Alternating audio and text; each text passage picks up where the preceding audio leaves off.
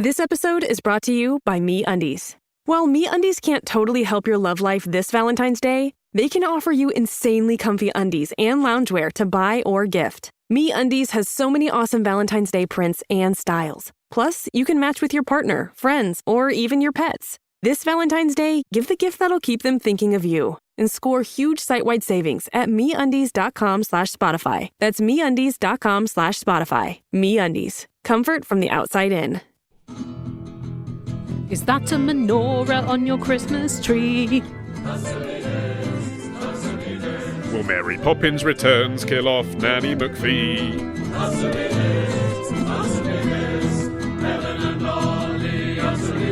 It's Christmas time. There's no need to be afraid. You sure? And what's that in the cupboard? What about global warming? It's Midge-Ure. He lives in my cupboard now. As you're unwrapping your Christmas presents, we are wrapping up the mystery about whose legs were in the bill. I hate it when threads get left hanging. I didn't want to Better Call Saul this and have this going over the next 6 years. I'm going to give you the answers now. You will recall, Helen, that where we were up to on this was I was asking for verification from listeners that when Karen England appeared on GMTV on the 31st of August 2010, it was that Karen England, the one who allegedly was the female legs in the closing titles of the bill. And that was her major IMDb credit, yes, wasn't it? It was the only other credit on IMDb. She's not someone who has made lots of media appearances in which she would be confirming her legness. Nick was the first to tweet us, at Helen and Ollie, to say the final episode of the bill was on the 31st of August 2010, the same day Karen England was on GMTV. So the story checks out. Oh, well done, Nick. I was really quite relieved when I saw that because I sensed that the end was in sight. But then, Helen, we received this confirmation on our phone line. This is James from London. And I'm Anna. Anna is my cousin. And Ollie, your prayers are answered. Anna does work at ITV. I asked Anna to look at the archive transcript for GMTV Daybreak, 31st of August 2010, and Karen England is the legs in the Bill's intro. So there you have it. Wow, I feel like Sarah Koenig if only they had managed to confirm who killed Haymon Lee in Series 1 of Serial. But I have since that call found the clip on YouTube, which I believe was actually uploaded on YouTube by another of our listeners who works at ITV but didn't want to be named. Much obliged to you, anonymous. And have watched the clip. And within the 7-minute interview, they also helpfully referenced that Paul Page Hansen was the other pair of legs. Okay. So now we have them both, fairly categorically, I think, authenticated. And therefore we can say, Gemma from Cheshire, it wasn't your Auntie Annette. Job done. Merry Christmas, everyone. And in the clip on GMTV, is she sitting on the sofa being interviewed, or is she walking away from the camera whilst being interviewed? She walks towards the camera at first and they recreate it with the music and everything, but then she comes over to the sofa for a friendly chat. Okay, so you do see her below the knee? You do, absolutely. And do you recognise her from the Shins? I don't, but she had a different life by then. She was in the Shins. By then she was a dog trainer by trade. So her calves are covered in bite marks. I guess heel was a popular command for her then. And as far as I can tell, her website isn't updated frequently. She's still a dog trainer in Middlesex. Good for her. Yeah, so Good I think I know everything I wanted to know about the woman who played the legs in the closing title sequence of the bill. Still an enigma. Well, I still have a few more questions about Paul Page Hansen, but I'm not curious enough to extend this into 2019, so don't get in touch if you know him, don't care. Well, I feel satisfied. Job done. Yeah. A victory for Answer Me This. Let's just end it there. We're not going to top that. Our year's work has come to a satisfying conclusion, surely. Although that is the beginning of the show, so we can't retire right now, because there's an episode to continue. And here's a question from Hayley, who says, my husband and I have owned a news agency in a small town in Western Australia for just over a year. Last year at Christmas, we received cards from a few businesses we deal with and a few of our elderly customers. We have about 30 customers that have their newspapers put aside for them at the shop, so we see them every day. I thought about giving cards to these customers last year, but in the end, simply ran out of time. Yeah, that's me every Christmas. I haven't sent a Christmas card since the 90s. I know you don't really do presents in your family unless there's an actual need for the present to be given and you know someone wants a particular thing, but do you do cards? I'm not sure if you've discussed that. No. Cards are for impersonal contacts. I think cards are a nice thing and actually necessary for certain members of my family. Like my grandma and my mum in particular would always get a present and a card from me, even though I'm giving them a present and I've seen them, just because without it, it feels incomplete. But where I draw the line on impersonality is I feel it is unacceptable in a card to someone you know simply to write love and then your name. What if you don't even write love? Looking at Martin's parents here, because they managed to find cards that are extremely personal in that it'll be Happy Christmas, daughter-in-law, but then it will just say... Happy Christmas, daughter-in-law who's just recovered from surgery and recently travelled the world. That will be printed on the front. Yeah. Inside it will just say, from Dave and Val. Wow, from. Just. Harsh. I think maybe they think that the decision-making process is how they're showing love and attention. They've gone through they've gone to the time and effort of finding a dear daughter-in-law who's just recovered from hospital while travelling around the world. Card, yeah. I know what you mean, and I think that's right, because I'm married to a woman who behaves in this way. I don't know that she ever, in our Valentine's exchanges, literally just put love. She might have put something like... Kind regards. Best wishes. She might have put something like, I love you so much, and then her name. But still... I remember the first time I got it thinking, oh, okay, because I've written an essay in yours.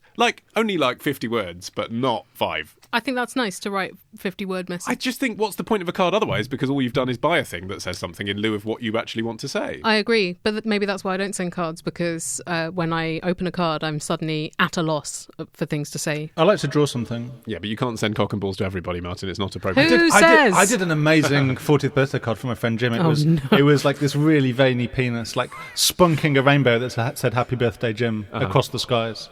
And did you draw it on your actual penis, or did you at least have the dignity to give it to him in cardboard form? Gentleman doesn't say.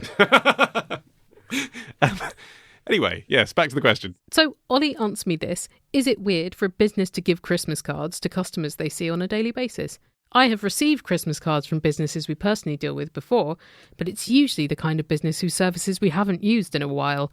I don't want to creep people out, but I also don't want them to think we don't appreciate their business. It's fascinating, isn't it, to see how other people think? I mean, why would you possibly think that it would creep someone out to give them a Christmas card? Someone who you know. And actually make the distinction, because I know them, it would creep them out. Christmas cards are only for people you don't know. What the hell's going on in that person's head? That is my approach to intimacy, though. It's too personal with people you know. So isn't the thing here, if you get a Christmas card from a business, the underlying kind of subtext is, hey, if you need to buy some paper this year, why not come to me? So is it just that it's a little bit... corporate? It's a little bit needy. It's it's not a gift given just with the joy of Christmas in mind. It's also a bit remember to come and buy your sweeties. But I do that as a freelancer. I don't know about you, Helen. I don't bother actually doing it. But when I intended to send Christmas cards last, my list of people was friends and family that I actually love and care about, and colleagues that I wanted to remind that I existed. I mean, I wouldn't bother sending it to every producer that I'd worked with at a radio station, for instance, but I would think I should probably send something to the boss because it might remind him or her that I exist. Okay. It would still mean Happy Christmas, but it would be Happy Christmas, and by the way, have you got a show for me in 2019? Right. If I had colleagues and I worked in a place, then I would probably give out more Christmas cards and impersonal gifts.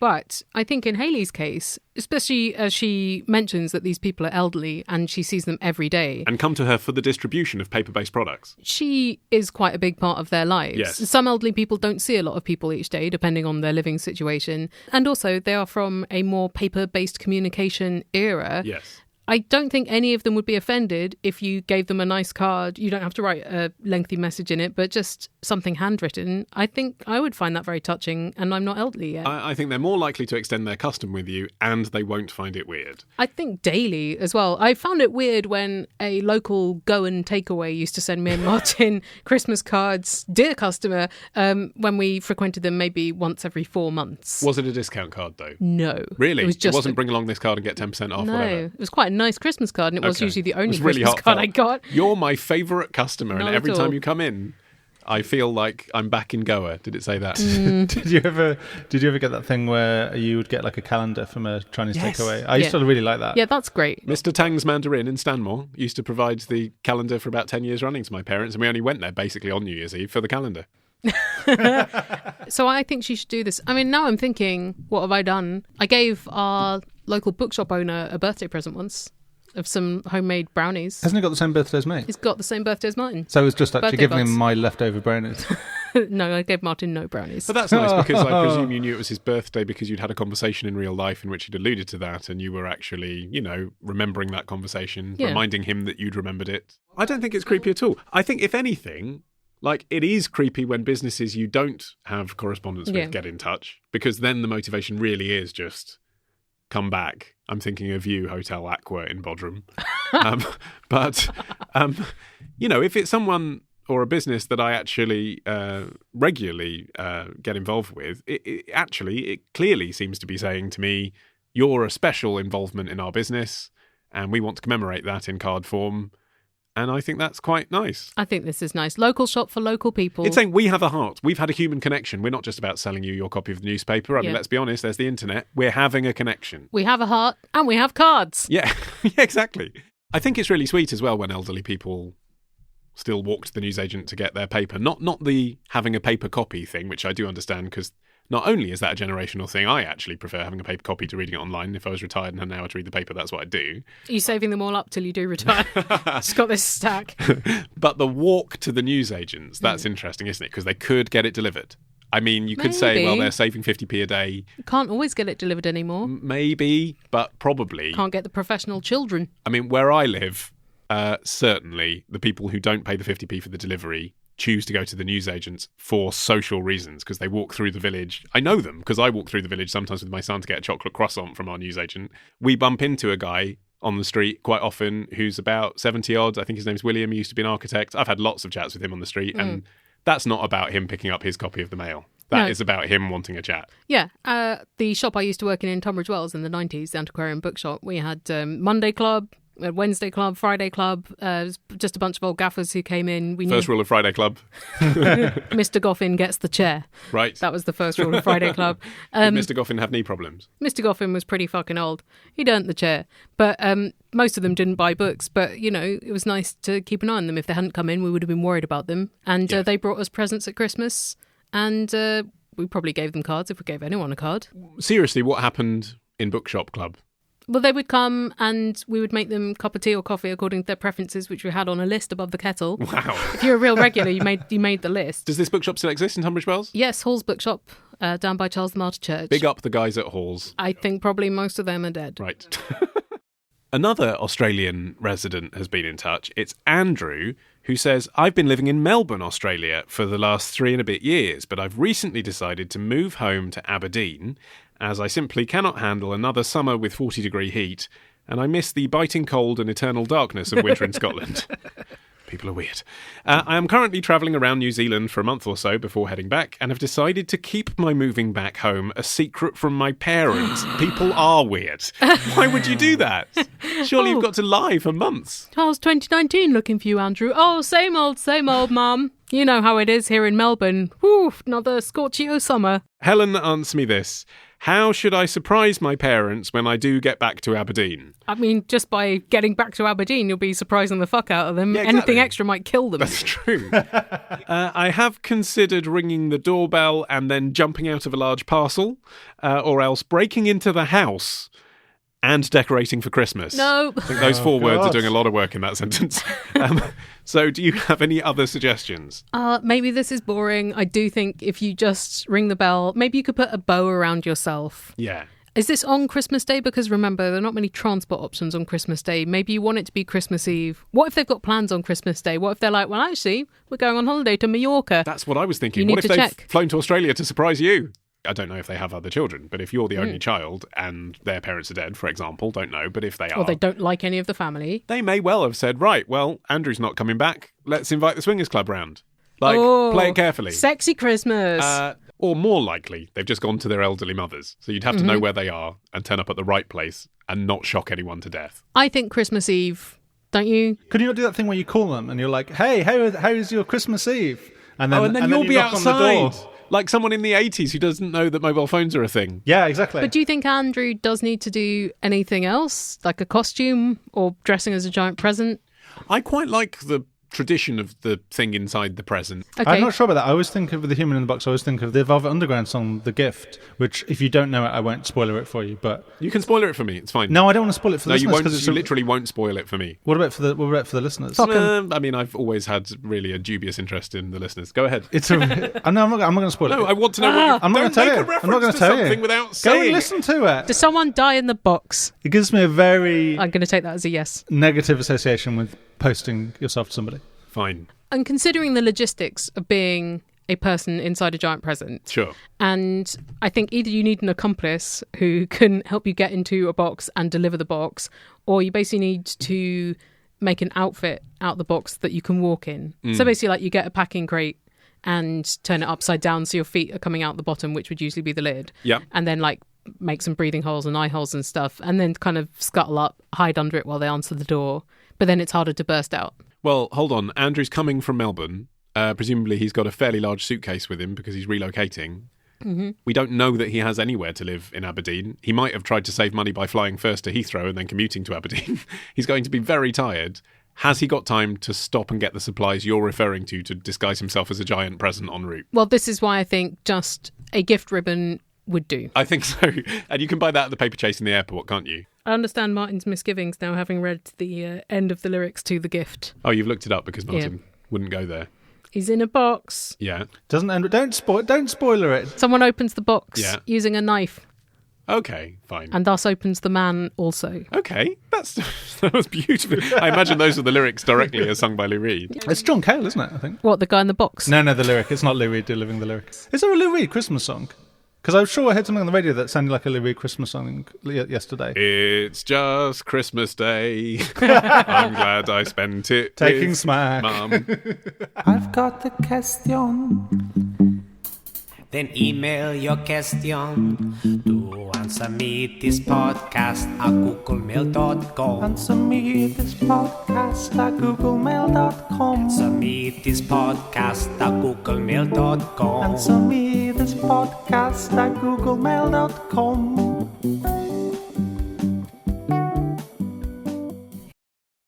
This episode is brought to you by Progressive Insurance. Do you ever find yourself playing the budgeting game? Well, with the Name Your Price tool from Progressive, you can find options that fit your budget and potentially lower your bills.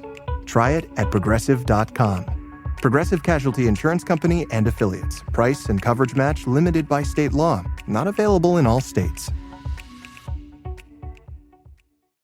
Here's a question from Cheska, who says, I've started to see more and more slime videos popping up on my Instagram feeds. Think about who you're following, is my advice there. Yeah. If that's a surprise to you, stop following people called things like XXX slime lol, because that's what they're into. Point of view clips of mostly women stretching, crunching and slapping around a rubbery mess.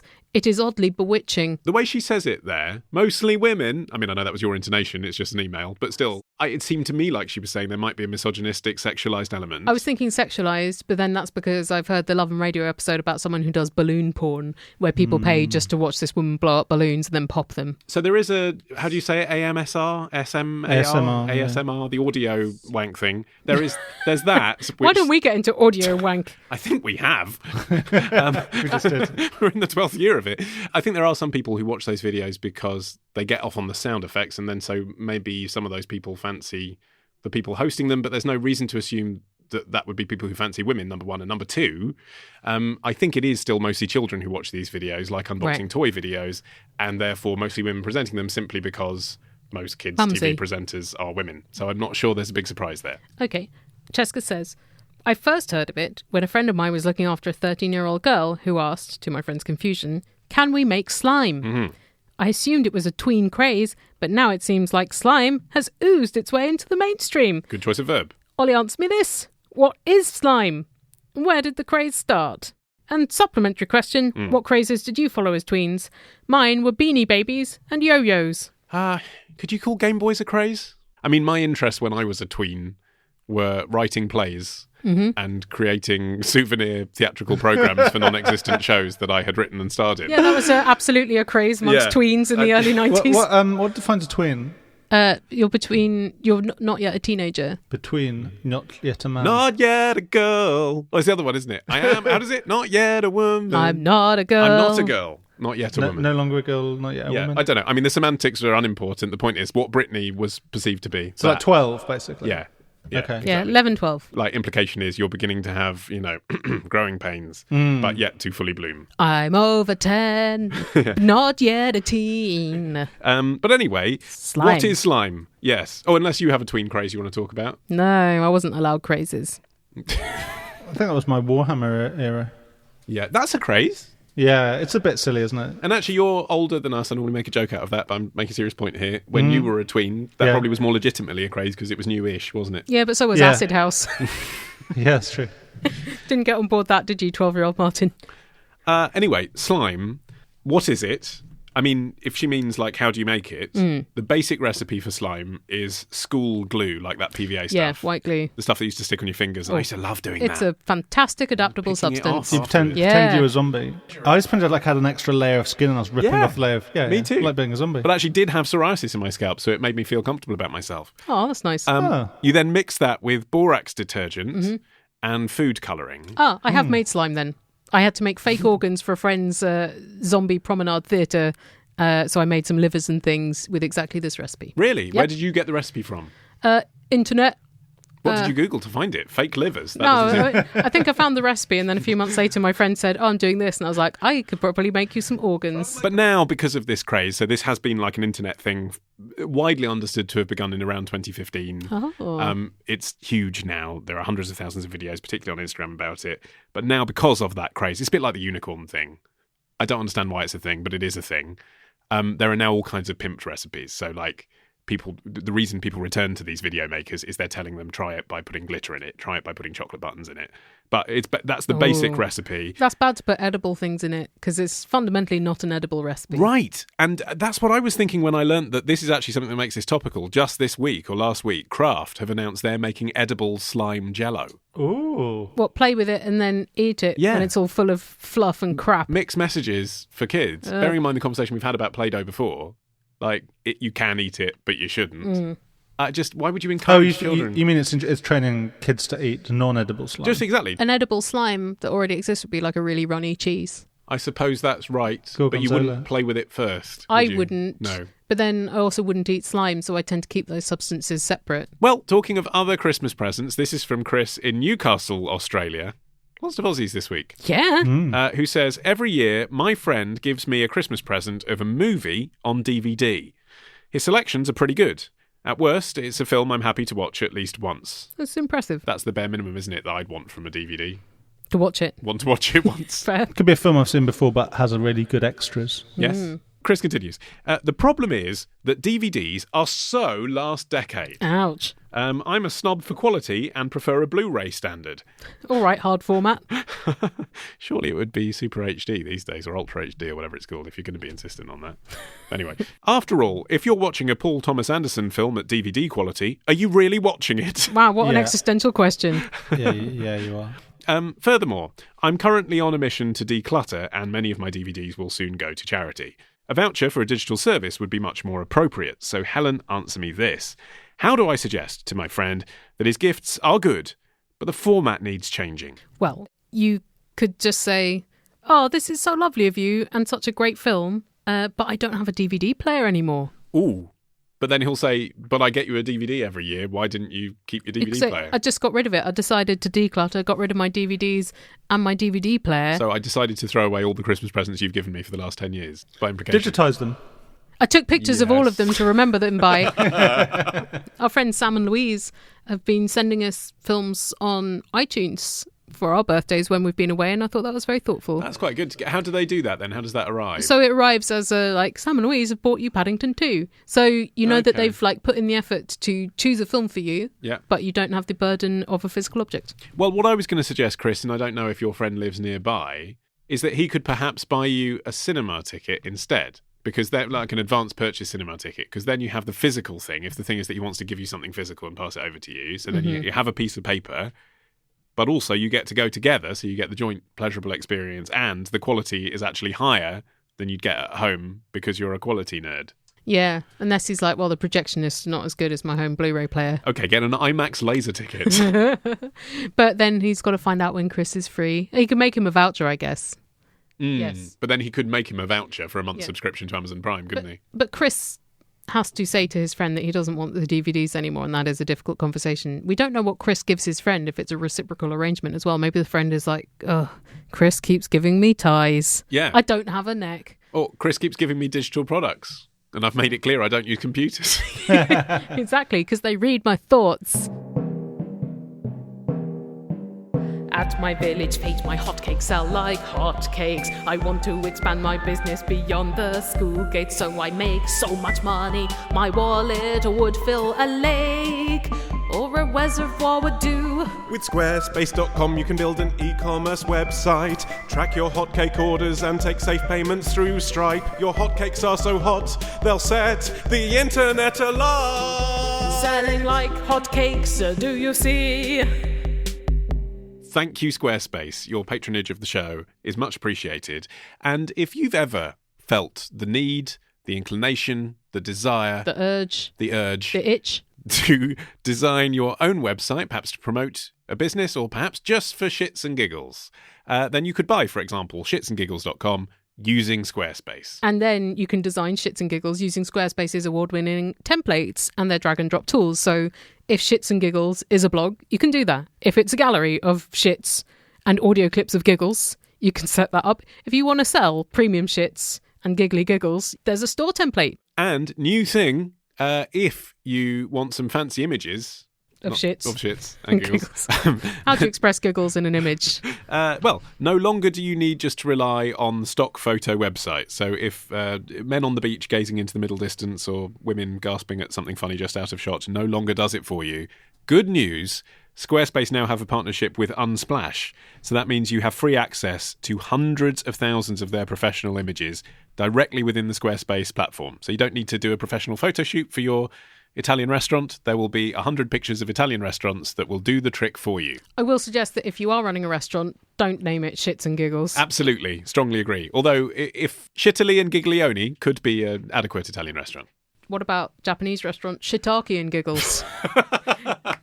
Have a go on Squarespace using the 2-week free trial at squarespace.com/answer. And then if you want to commit, then you can get a 10% discount off your first purchase of a website or domain if you use our code ANSWER. And by the way, I've just typed shitsandgiggles.com. Does anyone own it? It appears not to be owned at the moment. So go for it. You can do that with Squarespace. Try Shiitake and Giggles. Google that to see if anyone is doing a restaurant called Shiitake and Giggles. You're a unique mind. It's a Dobin Mushy and Laughing Gas restaurant. There's a shiitake mushrooms blooper from this morning that comes up. Holly Willoughby laughing. That's the closest you got. Hi, Helen, Ollie and Martin, the sound guy.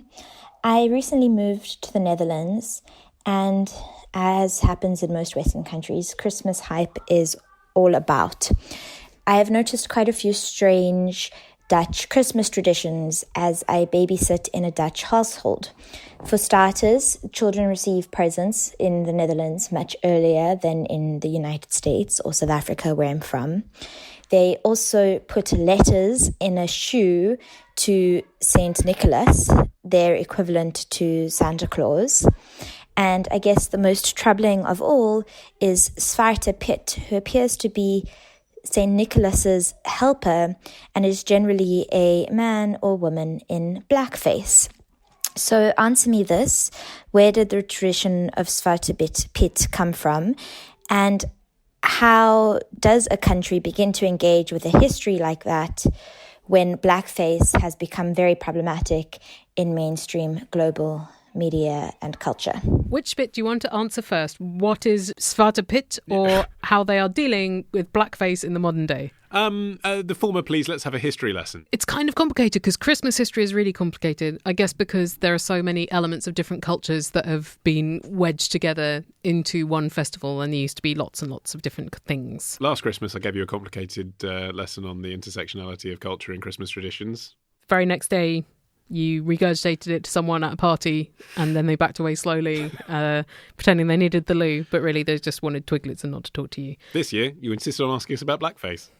What do you want? Zwarte Piet, apologies if mispronouncing it. Zwarte Piet, which means Black Piet, is attributed to an 1850 children's book by a teacher, Jan Schenkman. He's sort of St. Nicholas's sidekick, but St. Nicholas had a sidekick since ancient times, who would often be the cheeky one. So St. Nicholas would visit the children on the 5th or 6th of December, usually, depending on which country, I guess, because he couldn't do everyone on the 5th, so some of it bled into the 6th. And then his sidekick would often be a kind of terrifying figure who would beat the naughty children or send them to Spain Is that Connect Ruprecht? Yeah, it has lots of names, including Knecht Ruprecht. Knecht Ruprecht. Connect Ruprecht, that's the German version. Is it? We learned about it in German class, yeah. Is he a black fellow as well? No, I don't think so. I think he just, like Helen says, Santa Claus gives gifts and he gives punishments. I mean, the thing is, I like the yin and yang idea because, I mean, Father Christmas is so genial. And then there's this whole business about, naughty and nice. But it's like, well, I mean, I've never read a story where he passes over any child's house. Well, he was Still genial. less gives them a booby prize. He's genial now, but he wasn't then. He was more of a terrifying figure before, and it was more of a saint, and it was a moral reckoning. So he's passing judgment, isn't he? And yet more people typically get curmudgeonly as they get older than nicer. And so there's like Krampus and Belschnickel, Knecht Ruprecht. Who's Belschnickel? It's a whole riff on St. Nicholas's companion. They're all sidekicks. All sidekicks. It's not like St. Nicholas has one of each sidekick. It's just different cultures' names for roughly the same person. Sure. But, it's a bit like when they take a TV format and translate it, isn't it? Yeah. It's like, this needs to be presented by two women because it was originally presented by Mel and Sue or whatever. You need the weird sidekick. If you're saying that, Dwight, the Mackenzie Crook analogue in The American Office, is the star of a really good Office Christmas episode about Belschnickel in Series 9. Wow. Yeah, so Zwarte Piet is not necessarily a new idea in this children's book of 1850, but it might be the first time he's been deliberately expressed. But the difference between Zwarte Piet and the Santa sidekicks from before is that Zwarte Piet is not so much a sidekick as a servant or slave, because they think that the author Jans Schenkman was very interested in people who own slaves, and maybe that's what inspired Zwarte Piet, who is depicted in blackface either because he was Moorish, like Othello, or because he spends a lot of time going up and down chimneys, so he's got very sooty skin. Ah, bullshit. Yeah, bullshit. Santa Claus spends enough time going up and down chimneys. Yeah. He's got a perfectly white beard, as I recollect. And also, why do they always put an afro wig and bright red lips on Zwarte Piet if it's just soot? A lot of parts of the Netherlands have eased off on the blackface, so either they don't do it, or they get people of different skin tones to play him without any blackface makeup, or they just put a bit of soot on to make it clear that it's soot rather than blackface. Yeah. But then there's the protest where they're like, I want blackface because it's tradition. And you're like, well, tradition is just an excuse for not being better. Also, if you're a person of colour, do you want to make this history of blackface a little more acceptable by participating in it? Exactly, yeah. I suppose the point is that the part isn't very good. I mean, and that's the thing with Othello, isn't it? That's a good part that Shakespeare wrote. So, like, now when you see black actors play Othello, and it would be unthinkable to see a white actor doing it in blackface, it's not justifying this terribly racist play. It's a really good play in which it feels more appropriate for a black person to play the role. Whereas, I guess with Black Peter, is he making a significant contribution to the cultural experience of Christmas? Well, also people are acting like things haven't changed. Like, this isn't that old a tradition. The story is from 1850. Father Christmas has only been in red robes since the 19th century. He's only been visiting on the 24th of December rather than the 6th since, I think, 1822 was the poem in which... Is that the night before Christmas? The night before Christmas, he shifts to... Because Christmas hasn't moved. I mean, it has a bit, but... Well, I mean, it has. I mean, that's complicated as well. But less recently. In the poem The Night Before Christmas, that is what establishes Santa as visiting to deliver presents on Christmas Eve rather than the 6th. I mean, it's that recent. And yet it's kind of delivered to you as if that is ancient, but it changes all the time. So why not change it to be a bit better? It's interesting, isn't it, that Rosa, coming from South Africa, recognises this issue. I mean, maybe you have to come from a country where the worst consequences of this sort of thing have been realised to see the potential issues in Holland. Because my understanding is actually literally no one was discussing this in the mainstream in Holland until about 10 years ago. It just wasn't a concern. And in the big telly special this year, apparently, on Netherlands telly, the Black Peter characters had soot on their face. Like, it was that, and there wasn't the gold earrings, and there wasn't the big lips, and there wasn't the wig. Here's a question from Rob in Kinross, who says, Ollie, answer me this. Who first had the idea of setting up fake Santas in department stores? Did Miracle on 34th Street invent it? Department store Santas began in 1890. And it was a Scotsman who came up with it, a bloke called James Edgar, who, it wasn't in Scotland though, he'd emigrated to Brockton, Massachusetts, and he started the tradition in his department store. But I don't think even he knew that this would be the template for all toy shops and department stores thereafter, because if you look into his biography, he used to like dressing up at virtually, the drop of a penny. So he dressed up as Uncle Sam, He dressed up as a cricket player on July the 4th one year. Of course. The first and last cricket in America. So, yeah, exactly, yeah. Apparently he used to climb up to the roof of the store and toss pennies into the crowd below. You can get done for that. Yeah, exactly. So, quirky character. But anyway, that particular tradition people really liked. They came to the store specifically to see him dressed as Santa, and then that became a thing. And then, all the Miracle of 34th Street style department stores in New York, they continued the tradition. Yeah, I guess once it's been proven commercial in one place, then everyone's going to want it. It's going to catch. But also, wasn't his attitude like, it's so unfair that only people at the North Pole get to see Santa? I want kids who can't travel there to be able to see Santa. Like a zoological society. Bringing it to the people. Taxidermied Santa. I have talked briefly in previous years about Christmas in Wonderland starring Patrick Swayze and Carmen Electra, but I will just mention it again because I'd forgotten. There is no finer, and by which I mean terrible, movie about department store Santas, although technically this is the Edmonton Mall in Canada, so it's mall Santas. But anyway, there is no finer movie about that than that. And if you have the opportunity to watch it this year on demand, please take it. Is it a sexy film? It's the least everything film. It's the least funny, it's the least sexy, it's the least intriguing, it's the least compelling. Least Christmassy? It's medium Christmassy. And the special effects are as bad as if you just asked any 14-year-old in the street to draw you an elf on any computer program. And it's incredible. I mean, I want to watch it again this year. You have to have a few drinks first, obviously, like everyone involved did, but it's definitely worth watching. Allow me to recommend on Netflix The Christmas Chronicles, starring Kurt Russell. Russell as Santa. Is it based on the Nigel Slater book? I'm guessing not. Kurt Russell makes a delicious roast vegetable sandwich. My wife makes amazing sausage toad in the hole casserole with cranberries from that. Ooh, weird. Yeah, but what happens in it? Well, a little girl catches Santa on film delivering their presents. So with her cynical teenage brother, they accidentally get caught up in Santa's deliveries and hijinks ensue in Chicago. Huh. Kurt Russell playing Santa is on a par with Steve Guttenberg in the Bromley Panto in 2007. I'm with you. Yeah. It's a reference we all understand. He is living it up. He committed. I have already watched Home Alone 2 this year. The movie wasn't fresh in your memory when we last discussed it. I've never seen it, You've that's still why. never seen it? No, why would I? It really is good, that's why. I'll tell you why. Does it have Peter Falk in it? No. It has half an hour of sustained extreme violence. That's what I don't like. No, but it's bad really at watching violence. And it's so extreme. Like, you forget how long it goes on and how relentless it is, but it's extraordinary. I hated that about the first Home Alone movie. But this is like, staple gun to the nuts. Oh, it is geez. horrific. I've seen Bricks to the Irreversible. head. I don't want to have to watch this. Here's what happens, right? There's a scene to give motivation to both the Inept burglars, to go to New York and steal some money, and also for Kevin McAllister, Macaulay Culkin's character, to stick around in New York, even though he spent 3 days separated from his family, and really he should call them and say he's alive. The motivation is he goes to a toy shop, which is clearly FAO Schwartz, but for some reason it isn't. It's Duncan's Toy Chest. Of course. And he gets chatting to the slightly bizarre old bloke who's running the tills. And he's like, "Oh, take the turtle doves, because you're a good little boy." Is he like a kind of guardian angel type of character? Yeah, like reassuring grandpa figure, to a little boy lost in New York. And he says, "Every year, Mr. Duncan saves the money from the till and gives it to the little kiddies in the hospital down the road."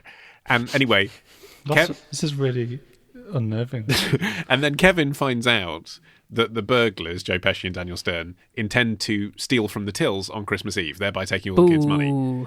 And as an adult, you realise that the man who was behind the till is Mr. Duncan. The kindly old man is the big CEO corporate figure who runs the toy shop. So it's like Undercover Boss. Yeah, exactly. He's talking about himself in third person like a twat. Yeah.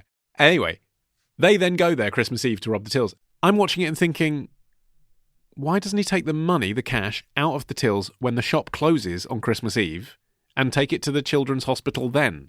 Why does he leave it in the tills? The store's presumably closed on Christmas Day until the 26th of December, giving an apt opportunity for burglars to steal it. Maybe because he leaves work, goes straight to the bars, gets absolutely bollocked, and doesn't want the risk of having all that cash on him. Wakes up on Boxing Day. Morning and I can't remember who I am. Then I donate some money to the hospital. All these tattoos I didn't remember getting.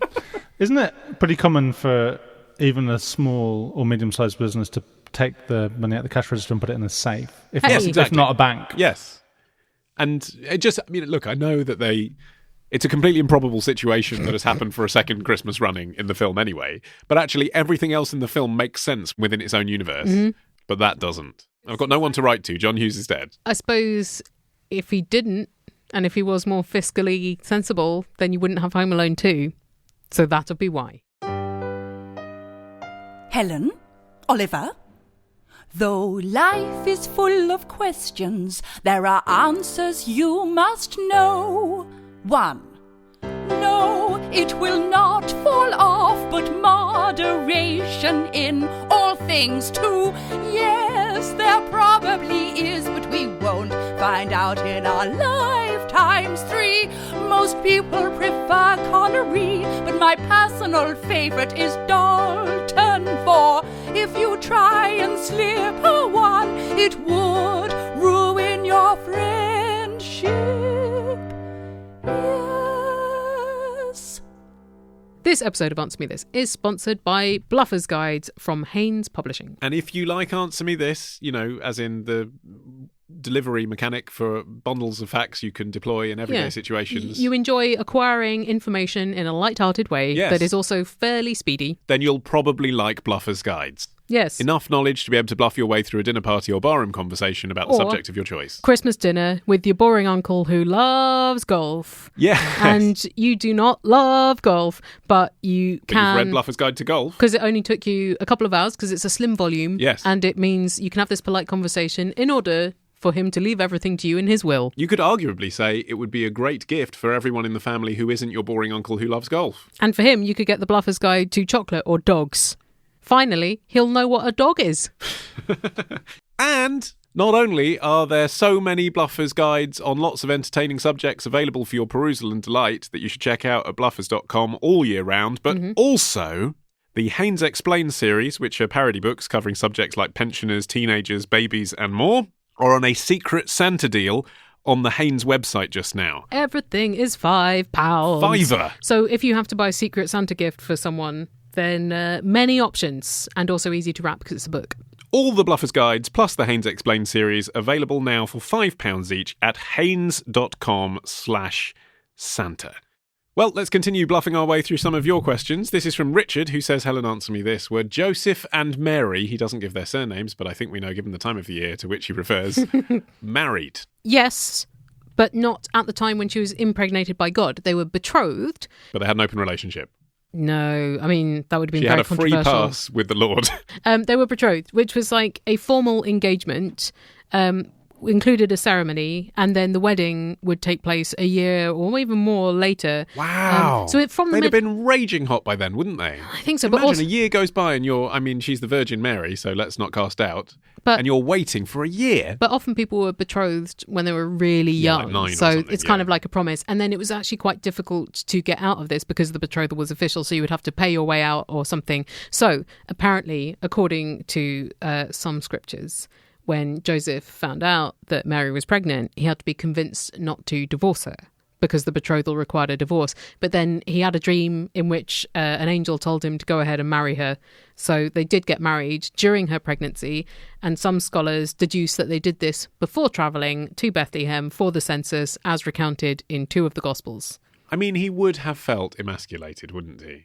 Yeah. He's waited a long time. It's embarrassing. Then she's pregnant with the Lord's baby. Are you saying Joseph was a cook? I'm saying it's worse than just being normally cuckolded, because actually How can you compete with God? Exactly.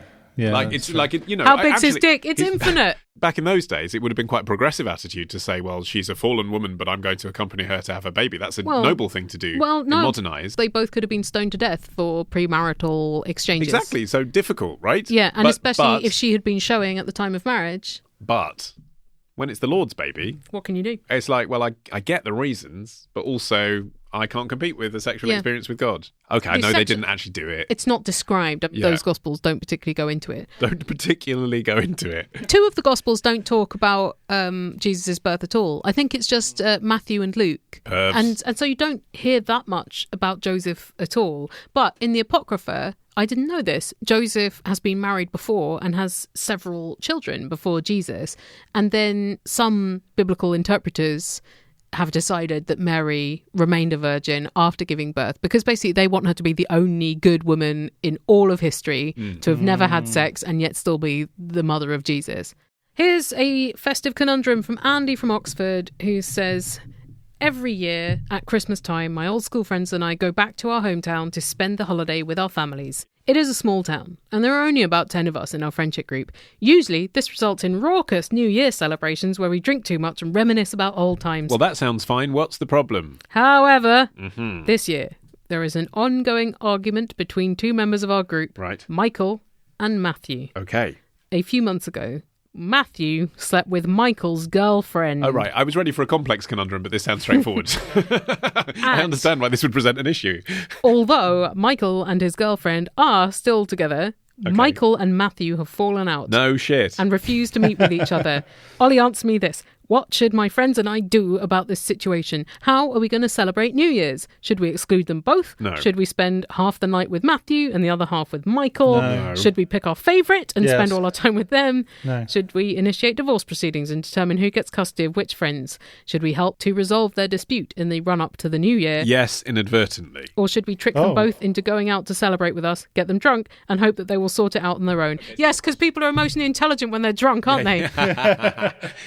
I think you have to face the facts, Andy, that at some point it is likely that this may result in a tete-a-tete. Or fighty fight. A fighty fight. A hand.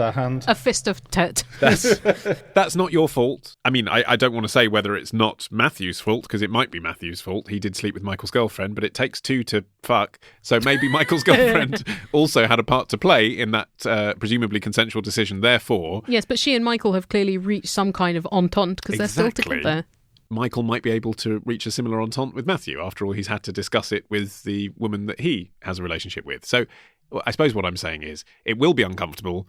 Brace yourself for it, but invite them both. Don't exclude them. Don't say it's awkward. Don't make any allowances. Let them be adults. And if one of them chooses not to come because the other one's going to be there, if they don't sort it out this year, they'll probably sort it out next year. Okay, but just thinking about this from Michael's perspective. Sure. Michael has kept the relationship with his girlfriend going. Yes. Presumably, the hostility with Matthew means that Michael and his girlfriend did not have an arrangement whereby it was okay within their relationship for her to sleep with Matthew. Sounds that way. Therefore, Michael has presumably either just denied this happened or he's decided that the value of keeping with his girlfriend is greater than the hurt she caused. But evidently, the value of keeping up with Matthew is not. But if the friends invite both, they will be saying to Michael, we don't care about your hurt feelings. And therefore, he might want his friends to say, you know what, it matters to us that you were upset in this way. Okay, how about this as a compromise? You invite them both to an event that starts at, for argument's sake, 7 p.m. We're all meeting in the pub at 7 p.m. But you actually say to Michael, look, as you know, the event starts at 7 this year. We're all going to meet up. However, I'll be there from 6. Let Michael come and talk about it, and he can decide whether to leave when Matthew's going to arrive or not. Then it's up to him, isn't it? I think that's a bit late notice because if Michael's like, yeah, New Year's Eve with my pals, and then he's like, oh, fuck, like this is a real gut punch that's being delivered just hours before midnight. Yeah, but it's a small town, Andy says. I think you want to give him a little time to decide. Sure, not but it's a hours. small town. They'll probably bump into each other. I mean, what happens at midnight in a town that's... I mean, Andy's from Oxford and says he's from a small town. Oxford's a small town. Let's assume that it's basically 3 pubs on a high street. They're all going to go out and watch a firework or whatever happens, and they'll all be on the same street anyway. Okay, but I think he should be having these meetings with them prior to New Year's Eve. They've got a few days. These meetings. I mean, you don't need like legal clarification on it, do you? Okay, this would go against my usual advice. Love it. Which is not to send group emails without BCCing. But if you send a group email, because it's like 10 friends, which is about the upper limit for not BCCing. Sure. Would this work on Messenger as well, just the same if you want a modern version? Sure, or WhatsApp. Fine. But something where both Matthew and Michael are there. It's kind of public. You're not drawing attention to it, but they have the option to know that each other is included. Sure. Ultimately, I think I agree with you, Ollie, that the parties concerned should sort it out in their own time. But I feel like you should include them in your invitations, but just do so in a way that makes them understand that all of them are in on this. Well, you know what I always say, Helen? If you're going to have a shit time, have it at Christmas. Because there's already enough reasons to feel like you're not quite worthy of the lifestyle you'd like. Yippee. Great. If you want a slightly less shit time at Christmas, perhaps you could listen to the Answer Me This Christmas album. Oh, yes. All details are at answermethispodcast.com/Christmas. You can buy it on Amazon or on iTunes if you like. Or at answermethisstore.com. You know, if you want to give us more money, and it is the season of goodwill, at answermethisstore.com. But we appreciate the convenience, and it is also the season of convenience, where you buy things from huge corporations. And as well as our paid-for content, we have lots of 3 things to put in your ears over the Christmas season. There's often a spike, isn't there, in listener downloads of podcasts over the Christmas season? Oh, yeah, because people are anxious to drown out their families. That's right. People get their brand new iPod Touches. Yeah, and their Zunes. The brand new Walkmans. And if one of our listeners was to want to put an extra podcast from Martin in their ears, what would you recommend? Oh, they should listen to Song by Song. Me and Sam Pay talk about every Tom Waits song in chronological order. Does he have any Christmas songs? It's Christmas time. There's a song. Plenty reason to be afraid of me. There's a song from Blue Valentine's called Christmas Card from a Hooker in Minneapolis, which is very, very touching. Okay. You can find that at songbysongpodcast.com. And if they wanted some extra content from Helen Zaltzman, I'm sure you'd like to call it content. Content is certainly an emotion that I would like you to feel listening to The Illusionist. There's some wonderful Christmas episodes of The Illusionist. This year's is about a guy who found 400 letters to Santa were delivered to his apartment in New York, and he decided he had to answer them. So get the kids the things they asked for. It's very sweet. You can find The Illusionist at theillusionist.org. And Oliver, you have a multitude of podcasts. I do, but the one I would like to draw your attention to this month is The Modern Man, modern, MANN.co.uk, which is my magazine programme, Sex, Trends and Amazing Life Stories. Recent interviews on there, a world specialist in prosopagnosia. Look how that falls off my tongue now. Prosopagnosia? It's facial blindness. It's people who go around offending people all the time without realising it. I mean, what's my excuse? But they can't recognise other people's faces, so they don't recognise the man that mistook his hat for his wife for a hat. No, but ironically, often mistaken for the man who mistook his wife for a hat. That is a different kind of agnosia. That is object agnosia. But Oliver Sacks, I learned in this episode, himself suffered from prosopagnosia, so didn't know the difference. I did know that. Right, well, I learnt it. So you can learn it too. And if you don't want to learn that kind of thing, there's a really fun episode I also did recently with the Quiz League of London, telling you how to win a game show. Wow. Yeah, it's quite fun. There's a woman who won £60,000 on some shit show with Ben Shepherd and then got to take a year off work. Good for her. Yeah, it's worth swatting up. And we will be back halfway through December with a retro episode of Answer Me This. Yeah, it's going to be one of our best-ofs from the archive, so well worth a listen, even if you heard it first time round, because it's got good bits in it. Yeah, only the good bits. We cut out the other bits. Yeah, that's right. Then we will be back with a fresh new Answer Me This on the first Thursday of January, which will also be our 12th birthday. It will, Christ. Oh, fuck. This show's a tween. It is. If you would like to submit a question for that show, our contact details, as ever, are listed upon our website, answermethispodcast.com, where you can also follow links to find us on social media. But I would recommend not Skyping or phoning us, because this month, after all the trouble we've had with our phone line, it was appropriated by some Russian scam lords who used it to have group conversations whilst doing Twitch, and whatever what that could is. be more Christmassy than that? On which note, we say enjoy your holiday season and the festive of cheer, or whatever you say. The season of whatever, I'm tired. Bye!